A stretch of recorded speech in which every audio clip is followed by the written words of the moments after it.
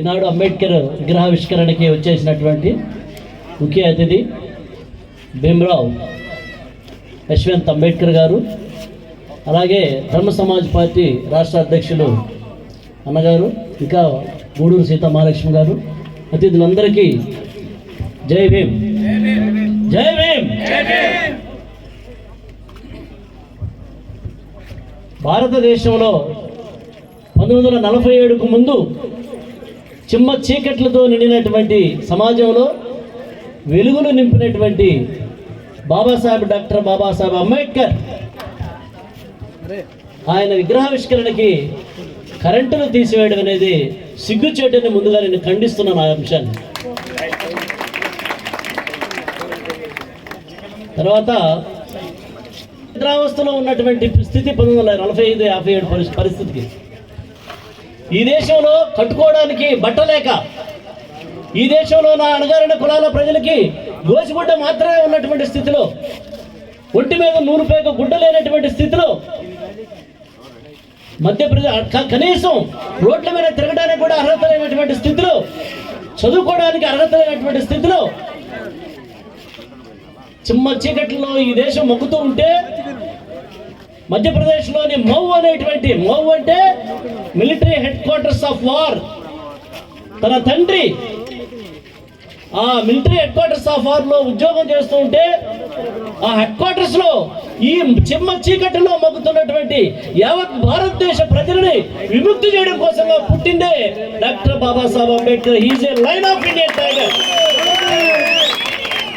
అటువంటి డాక్టర్ బాబాసాహెబ్ అంబేద్కర్ మౌలో పుట్టి అప్పటి వరకు భారతదేశంలో ఏ దళితుడు కూడా, ఏ అస్పృశ్యుడు కూడా చదివినటువంటి విద్యని చదువుకొని మొట్టమొదటిసారిగా బాంబేలో అద్భుతంగా ఎస్ఎల్సి కంప్లీట్ చేసి అక్కడి నుంచి ఉన్నత విద్యాభ్యాసం కోసంగా బరోడా యూనివర్సిటీ మహారాజుల యొక్క సహాయంతో ఫారిన్ అమెరికా వెళ్ళి, అక్కడి నుంచి లండన్ వెళ్ళి ఎన్నో యూనివర్సిటీలో గ్రాండ్ లాస్ని కంప్లీట్ చేసుకొని డిగ్రీలు పొందినటువంటి మహనీయుడు డాక్టర్ బాబాసాహెబ్ అంబేద్కర్. ఇవాళ భారతదేశంలో ఏ రాజకీయ నాయకుడు కూడా లేనటువంటి అన్ని డిగ్రీలు పొందినటువంటి ఏకైక పొలిటీషియన్ డాక్టర్ బాబాసాహెబ్ అంబేద్కర్. ఇది మనం గుర్తించాల్సింది.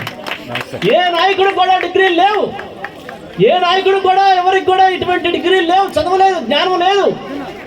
అందుకే భారతదేశంలో 1947లో స్వాతంత్రం వచ్చిన తర్వాత రాజ్యాంగం రాయాల్సినటువంటి అంశం ముందుకు వచ్చినని మన నాయకులంతా కూడా కొంతమంది దగ్గరికి వెళ్ళారు.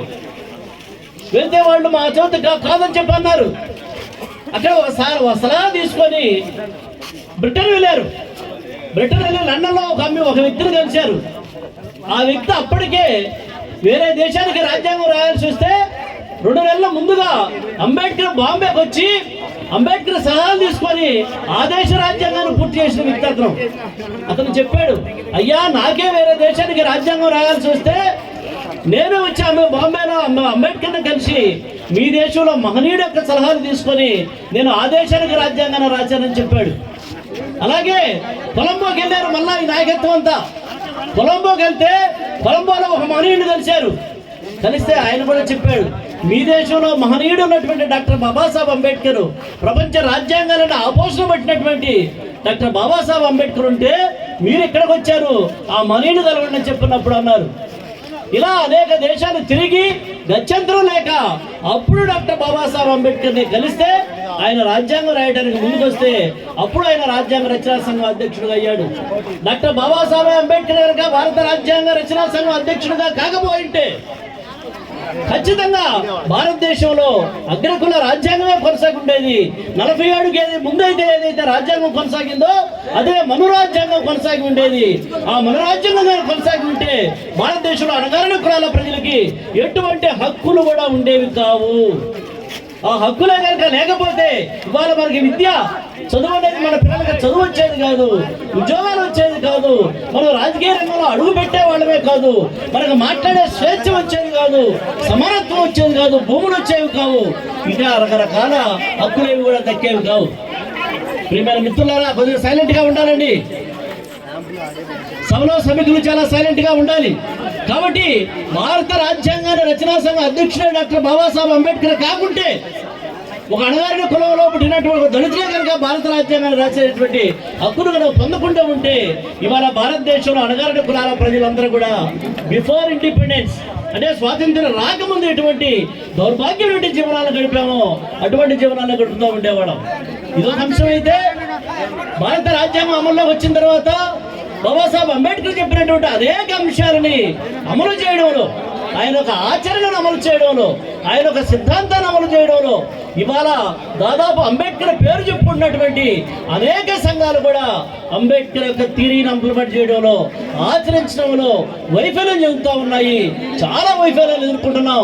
అందుకే 185% ఉన్నటువంటి ప్రజలు మనం ఎస్సీలు, ఎస్టీలు, బీసీలు, మైనారిటీలు ఎవరైతే ఈ దేశంలో 185% ఉన్నారో ఆ ప్రజలు అధికారానికి రాలేకపోవడానికి కారణం ఏమిటంటే ఆయన యొక్క సిద్ధాంతాన్ని సరిగా అర్థం చేసుకోలేకపోవడము, ఆయన యొక్క సిద్ధాంతాన్ని సరిగా ఆచరించకపోవడము. అంబేద్కర్ ఏదైతే సిద్ధాంతాన్ని ఆచరించాడో ముఖ్యంగా ఒక 2-3 విషయాలు మాత్రమే నేను మీ దృష్టిలో తీసుకొచ్చి నా ఉపన్యాసాన్ని ముగిస్తాను. ముఖ్యంగా 1951లో డాక్టర్ బాబాసాహెబ్ అంబేద్కర్ నాగపూర్లో అలాగే లక్నోలో 2 ఇంటర్వ్యూలు ఇచ్చాడు. ఈ 2 ఇంటర్వ్యూల్లో ఏం చెప్పాడంటే, నేను మీకు చదువుని అలాగే ఉన్నత ఉద్యోగాలు రావడానికి ఉద్యోగ అవకాశాలని కల్పించి మిమ్మల్ని ఉద్యోగవంతులుగా తయారు చేస్తున్నాను, అంటే గ్రాడ్యుయేట్లుగా తయారు చేస్తున్నాను. మీరు ఈ గ్రాడ్యుయేట్లుగా తయారయ్యి ఈ సమాజాన్ని ముందుకు తీసుకెళ్తారని మీ మీద నేను నమ్మకం పెట్టుకున్నాను.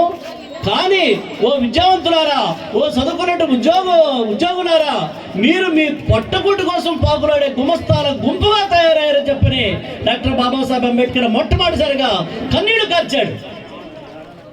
ఎందుకో కన్ని బాధపడాల్సి వచ్చింది అంటే జ్ఞానవంతులు మాత్రమే ఈ సమాజాన్ని నడిపిస్తారని అంబేద్కర్ ఏదైతే నమ్మాడో ఆ జ్ఞానవంతులు వాళ్ళ పట్టగుడు కోసం మాత్రమే పాకులాడుతూ ఉన్నారు.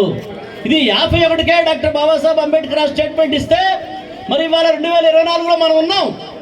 మరి ఈ ఇంత సుదీర్ఘ ఈ పరిణామ క్రమంలో ఈ ఉద్యోగాలలో చదువులో రకరకాల రంగంలో ఎదిగినటువంటి రాజకీయ రంగంలో, వ్యాపార పారిశ్రామిక రంగంలో ఎదిగినటువంటి మన వాళ్ళు ఎవరైతే ఉన్నారో మరి వీళ్ళంతా మన సమాజాన్ని పట్టించుకుంటున్నారా? వీళ్ళంతా డాక్టర్ బాబాసాహెబ్ అంబేద్కర్ థియరీని ఆచరిస్తున్నారా? ఆయన ఒక మాట చెప్పాడు, అందుకనే నేను ఈ ఉద్యోగుల మీద ఆధారపడే విషయానికి స్వస్తి చెప్పి ఇక నుంచి నా దృష్టిని గ్రామీణ భారతం పైన దృష్టి సారిస్తాను అని చెప్పిన ఆ సందర్భంలో చెప్పాడు. కాబట్టి ఆ తర్వాత అతి త్వరలోనే ఆయన 5 సంవత్సరాలకే 56కే చనిపోయాడు కనుక ఇక అతను విస్తృతంగా గ్రామీణ భారతంలోకి పోయే ఛాన్స్ రాలేదు. కాబట్టి అంబేద్కర్ చెప్పినటువంటి ఈ అంశాన్ని మనం ఆ తర్వాత ఎవరైతే అంబేద్కరిజాన్ని కొనసాగిస్తూ ఉన్నారో, అంబేద్కర్ సిద్ధాంతాన్ని ఆచరిస్తున్నారో వాళ్ళు మనం ఏం చేయాలంటే, అయ్యా గ్రామీణ ప్రజలు, కోట్లాది మంది గ్రామీణ ప్రజలు, దాదాపుగా 120 కోట్ల మంది పేద ప్రజలు ఇవాళ దళిత ప్రజలు గ్రామీణ ప్రాంతాల్లో తిండికి తిండి లేక ఇంకా అవమానాలకు పాలవుతూ అగ్రకులాల దాసోహం అంటూ బ్రతుకుతూ ఉన్నారు. అటువంటి కుల వివక్షలకు గురవుతున్నారు, దాడులకు గురవుతున్నారు. ఆధునిక కాలంలో ఐటీ రంగంలో ఉన్నామని మనం చెప్పుకుంటూ ప్రపంచంలో మన పైకి మనం అనేక రాకెట్లు కూడా ప్రయోగిస్తూ ఈ కాలంలో కూడా ఉత్తరప్రదేశ్, గుజరాత్, రాజస్థాన్లో మనం ఏం చూసామంటే ఒక దళిత స్త్రీ ఆత్మగౌరవాన్ని చదువుకుంటే బట్టల ప్రదేశ్ ఊరేగించి కొట్టారు. ఒక దళిత యువకుడు పెళ్లి చేసుకున్న సందర్భంగా గుర్రం మీద ఊరేగితే అతను చితగొట్టి గ్రామంలో బట్టల ప్రదేశ్ కొట్టారు. మరొక లాయర్ ఆమె చదువుకొని ఒక కేసు మీద కొట్లాడితే ఆమెను బట్టలు పిదిసి ఆ కుటుంబాన్ని మొత్తాన్ని దగ్ధం చేసి, కుటుంబాన్ని మొత్తం కూడా ఇల్లు కూడా దగ్ధం చేసి చంపారు. ఇటువంటి ఘటనలు కొన్ని వందల ఘటనలు మనం నార్త్ ఇండియా మొత్తంలో కూడా చూస్తా ఉన్నాం. ఎందుకు మరి ఇటువంటి పరిస్థితులు వచ్చినాయంటే ఇది మనం ఏదైతే డాక్టర్ బాబాసాహెబ్ అంబేద్కర్ చెప్పాడో గ్రామీణ భారతం పైన దృష్టి చెప్పాలన్న అంశాన్ని మనం వదిలేయటం వల్ల ఈ పరిస్థితి మనకు తలెత్తింది. రెండో అంశం ఏం చెప్పాడంటే అంబేద్కర్, అయ్యా ఉద్యమాలు చేయండి. మన పార్టీ 1956లో 51లో ఒక పార్టీని పెట్టాడు ఆయన, రిపబ్లికన్ పార్టీ ఆఫ్ ఇండియా, ఆర్పిఐని పెట్టాడు. ఈ ఆర్పిఐకి ప్రణాళిక రాస్తూ ఈ ప్రణాళికలో ఈ రాజకీయ పార్టీకి క్యాడర్ ఎక్కడి నుంచి వస్తారు అని చెప్పారంటే ఉద్యమాలే ఈ పార్టీకి ఓనరు అన్నారు. క్యాడర్ ఓనర్ ఎక్కడి నుంచి వస్తుంది? ఈ పార్టీకి ఉద్యమాల నుంచే వస్తుంది. ఎస్సీ ఎస్టీ బీసీ ఉద్యమాలు ఏదైతే పెద్ద ఎత్తున రగులుతూ ఉంటాయో వాళ్ళ హక్కుల కోసం, వాళ్ళ సమానత్వం కోసం, స్వేచ్ఛ కోసం, అనేక రకాల హక్కుల కోసం వాళ్ళు పోరాడుతుంటారు. ఆ పోరాటాల నుంచి ఈ పార్టీకి క్యాడర్ వస్తుందని చెప్పాడు. మరి ఆ తదనంతరం అనేక ఉద్యమాలు ఇవాళ ప్రాక్టీస్ చేస్తా ఉన్నాం. మరి వీళ్ళంతా ప్రాక్టీస్ చేస్తూ ఉద్యమాలు నిర్మాణం చేస్తున్నావా? ఉద్యమాలే లేకపోతే రాజకీయ పార్టీకి వనరు ఉండదు. ఏమే పాలకవర్గ పార్టీలు కాదు, బహుజన పార్టీలకి ఉద్యమాల ద్వారానే పార్టీకి క్యాడర్ వస్తుంది.